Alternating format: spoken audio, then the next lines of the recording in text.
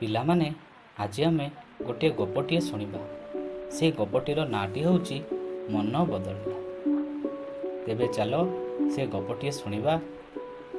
ଫଗୁଣ ମାସ, ଭାରି ଖରା, ଫୁଲ ଫଳ ଭରା ବଣ।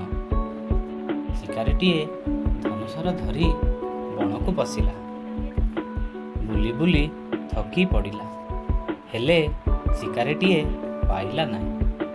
ତାକୁ ଭାରି ଶୋଷ ହେଲା, ଦେହ ହାତ ଥର ଥର ହେଲା। ସେ କଇତ ଗଛ ତଳେ କଚାଡ଼ି ହୋଇ ପଡ଼ିଲା। ଶିକାରୀଟିକୁ ଦେଖି ହାତୀ ମନରେ ଦୟା ଆସିଲା। ପାଣି ଆଣି ତା ଦେହଯାକ ପିଚିକାରି କଲା। ଶିକାରୀ ଚେତା ଫେରି ପାଇଲା। ହାତୀ ଆଡ଼କୁ ଚାହିଁଲା। ହାତୀକୁ ଦେଖି ତାର ମନ ବଦଳିଗଲା। ସେ ଧନୁଶର ଫୋପାଡ଼ି ଦେଲା। ଆଶା କରୁଛି ଗପଟି ସମସ୍ତଙ୍କୁ ଭଲ ଲାଗିଥିବ। ଘରେ ରହିବା, ସୁସ୍ଥ ରହିବା ଏବଂ ମାସ୍କ ବ୍ୟବହାର କରିବା।